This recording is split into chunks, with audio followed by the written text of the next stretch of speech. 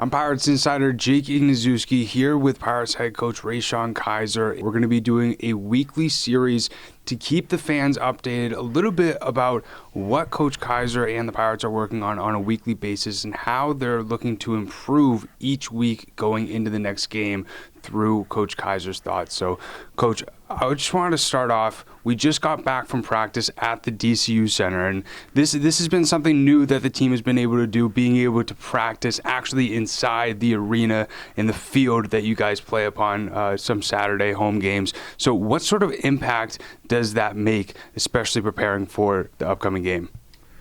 Oh, man, it makes a huge difference. Now we got the lines on the field, we got the numbers, we got the pro and college hash, and we got the field goal post too for the kickers. So it's a realistic atmosphere for the guys, and it's kind of similar to game day. So it's easier to practice, easier to kind of run routes, easier to kind of teach certain techniques inside the arena. So it's a big help. I mean, we hope to get in there a lot now with the hockey team, done with their season. So we're just taking that week by week, and we hoping to get in there as much as we can for the rest of the season.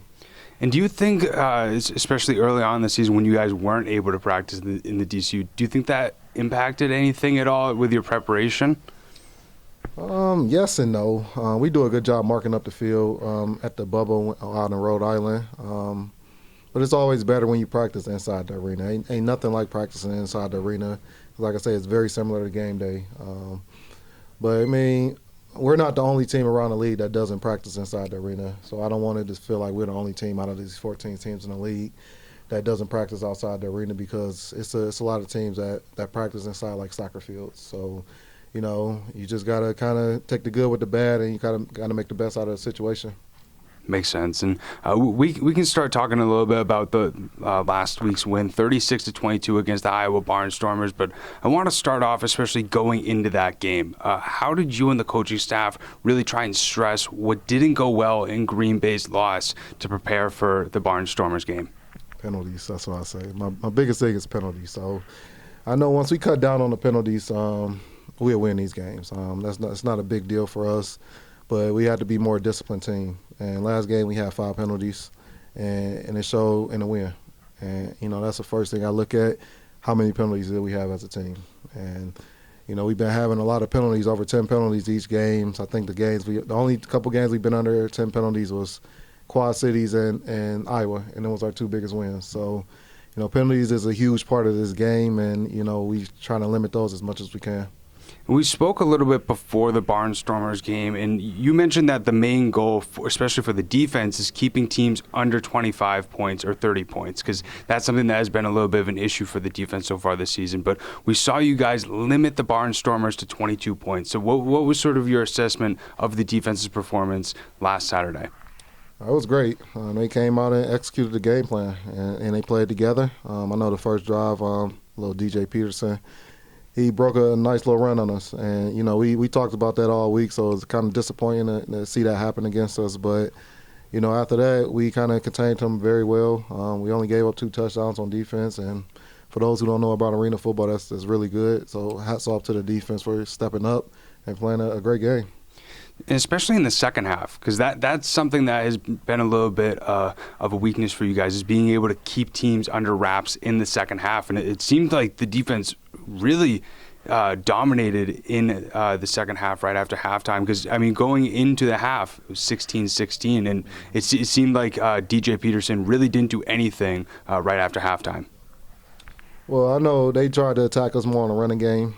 We didn't see a lot of passing, as much passing that we thought we was going to see that game. So they must have seen something on film where they felt like they could have attacked us in the run game. And, we was prepared for that all week. And we, like I say, after that first drive, we did a good job containing him throughout the game. And like I say, just hats off to the guys for stepping up and making plays. Our D-line been playing great these last few weeks. So I think we lead the league now in sacks. So yep. That's a credit to them guys. But overall, just as a unit on defense, we played good last game, and we just hoping to continue that trend moving forward. That was actually going to be my next question about you, the Pirates leading the league in sacks, and so what has helped the defensive line be so effective throughout this season so far, and how have you really prepared them week in and week out to be able to get to the quarterback? Well, Coach Custer, he do a great job with them, and Andy working with their hands. So I know he do a great job with the defensive line, and it's showing in game day. And already they're already great athletes. So, they're good players, and we feel like we should win every game up front, especially with that group we got. It's a very competitive group we have over there. All of them guys can play. So we always expect nothing but great things, whichever three is out there on the field. So, they've been stepping up and playing some good football. And like I said, we're trying to keep that going. And talking about the secondary next, because for people who don't know, Coach Kizer is also the defensive coordinator and secondary coach as well. And so we saw the defense struggle a little bit in Green Bay as a secondary, but especially against the Barnstormers. We saw Lucas Dennis get 2 interceptions. Aaron Maxipen also got a pick as well. So what has helped the secondary be so dominant, especially last game, and how did you really try and help them figure out what didn't go well against Green Bay, which helped them be so good against the Iowa Barnstormers? Well, nothing really changed. It just really comes down to making plays. We let a lot of plays slip through our hands in Green Bay. A drop pick, a couple drop picks throughout the game. We had a pick by Wooten and a pass interference call that got brought back. Overtime, we had too many men on the field. We got a pick on that first play. The last play, the Hail Mary, we just let the ball go through 3 DBs' hands. So it was nothing that we did different. We just had to make plays. And that's the difference between these games. We got to win the turnover margin, and we just got to make plays when they're there. We can't, let plays go through our hand and give the offense another opportunity to score on us. And now looking at the Vegas Nighthawks game this upcoming Sunday, we saw how effective the defense was in the second half, not allowing the Barnstormers to come back or creep back in any way. But we also saw what the Nighthawks were able to do against Green Bay. We're losing going into the halftime 34-0, but then they were able to score 25 points. And so have you guys, especially as a defense, put that into your game plan to make sure that doesn't happen against the Pirates this upcoming Sunday? Well, that's a lot of credit go to Vegas, because they scored a lot of them points with a quarterback that's not a quarterback. I forgot his name, Brown, number 13. He's a receiver. Frank Brown. He's a receiver, and he ended up playing quarterback, and because their quarterback went down that game, and they still was able to put up points. So it lets you know how good this team can really be when they have a consistent quarterback in there. So we got our hands full. We don't know what we're going to get from them guys this week. We don't know if their quarterback's on the play, if they're going to sign another quarterback, if Frank Brown going to be the quarterback. So we don't know. We kind of preparing for all situations, and we'll see what happens on game day. And then lastly, this is going to be the first matchup that you guys have against the Nighthawks, especially in their inaugural season. So especially with the lack of film that you guys might have on, obviously they've played 6 games so far, but you guys have never played them before. And so does that sort of make it so you need to do way more preparation ahead of time to make sure that you guys are as prepared as possible for a team that you haven't played yet? I would say no. Ain't nothing changed. When we play teams like this, we really want to focus on us, focus on our technique, our responsibilities, our 1/8, our 12.5% of the defense, and just make sure we're doing our job to help the team win these games. And like I say, this arena game come down to who's making the most plays, Right. I know on offense and defense, receivers and DBs, who winning them 50-50 balls.